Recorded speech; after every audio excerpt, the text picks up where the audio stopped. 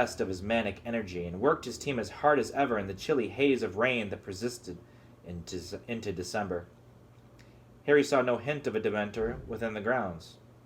Dumbledore's anger seemed to be keeping them at their stations at the entrances.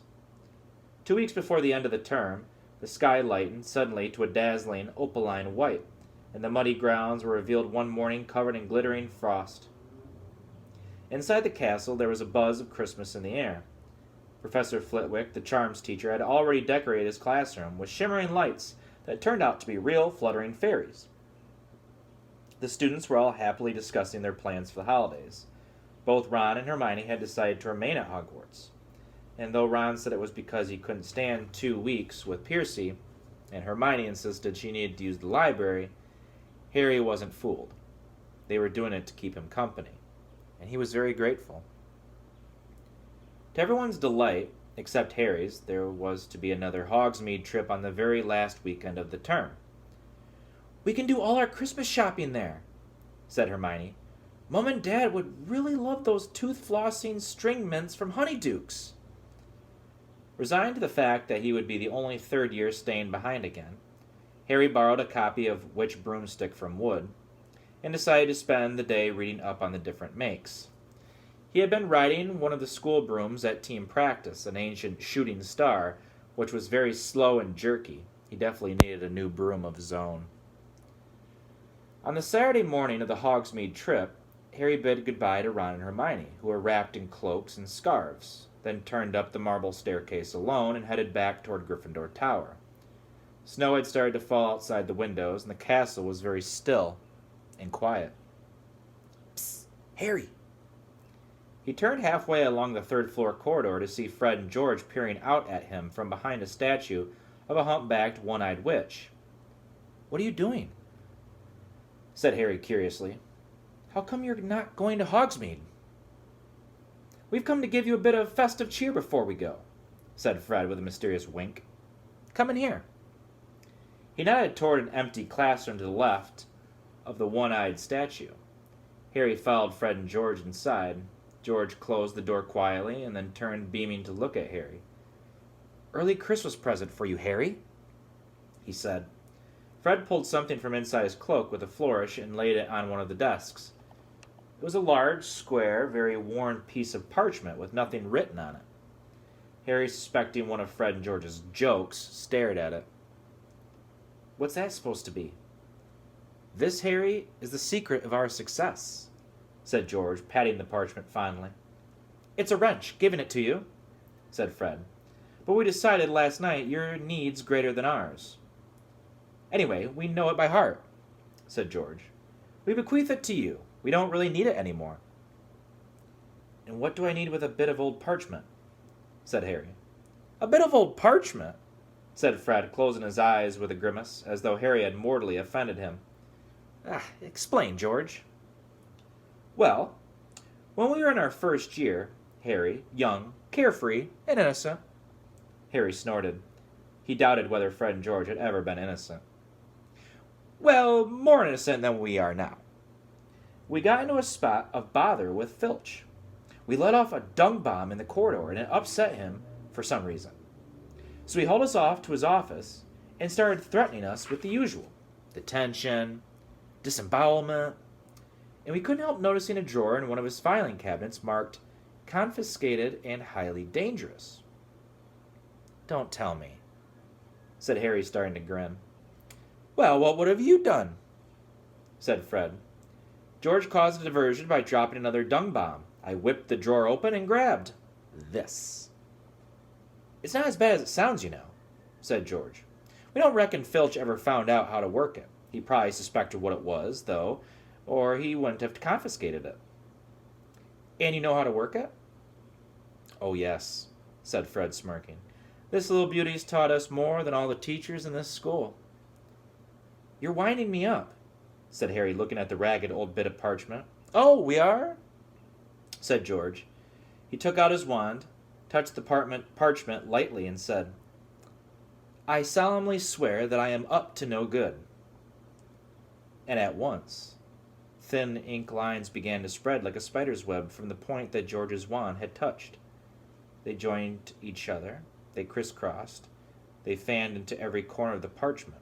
Then words began to blossom across the top, great curly green words that proclaimed Messrs. Mooney, Wormtail, Padfoot, and Prongs, purveyors of aids to magical mischief, makers are proud to present the Marauder's map. It was a map showing every detail of the Hogwarts castle and grounds, but the truly remarkable thing were the tiny ink dots moving around it, each labeled with a name in minuscule writing.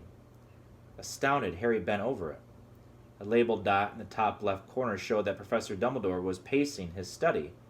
The caretaker's cat, Mrs. Norris, was prowling the second floor. And Peeves the poltergeist was currently bouncing around the trophy room. And as Harry's eyes traveled up and down the familiar corridors, he noticed something else.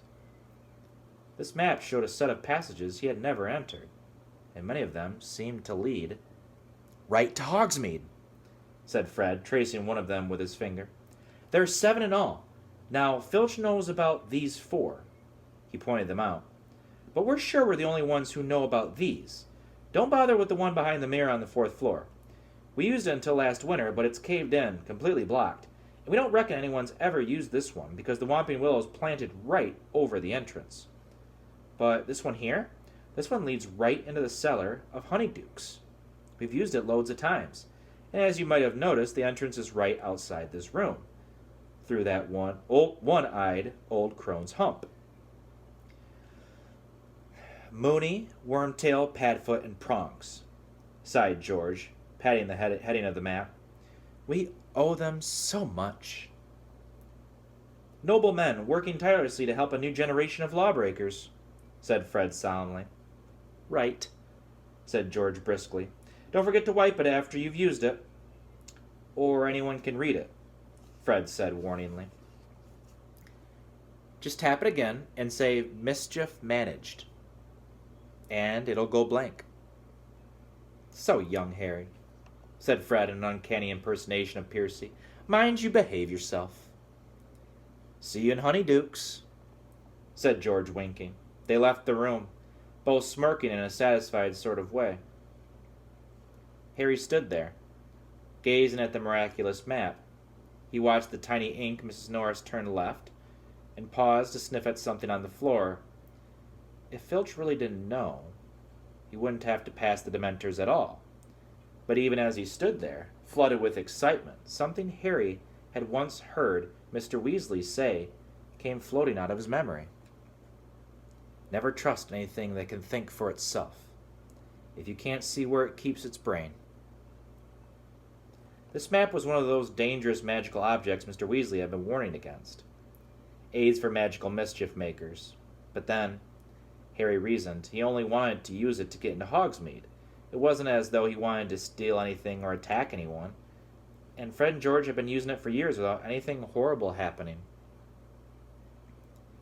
Harry traced the secret passage to Honeydukes with his finger. Then, quite suddenly, as though following orders, he rolled up the map, stuffed it inside his robes, and hurried to the door of the classroom. He opened it a couple of inches. There was no one outside. Very carefully, he edged out of the room and behind the statue of the one-eyed witch. What did he have to do? He pulled out the map again, and saw to his astonishment that a new ink figure had appeared upon it, labeled Harry Potter. This figure was standing exactly where the real Harry was standing, about halfway down the 3rd floor corridor. Harry watched carefully. His little ink self appeared to be tapping the witch with his minute wand. Harry quickly took out his real wand and tapped the statue. Nothing happened. He looked back at the map. The tiniest speech bubble had appeared next to his figure. The word inside said, Descendium. Descendium, Harry whispered, tapping the stone witch again. At once the statue's hump opened wide enough to admit a fairly thin person. Harry glanced quickly up and down the corridor, then tucked the map away again, hoisted himself into the hole head first, and pushed himself forward. He slid a considerable way down that what felt like a stone slide, then landed on a cold, damp earth. He stood up, looking around. It was pitch dark.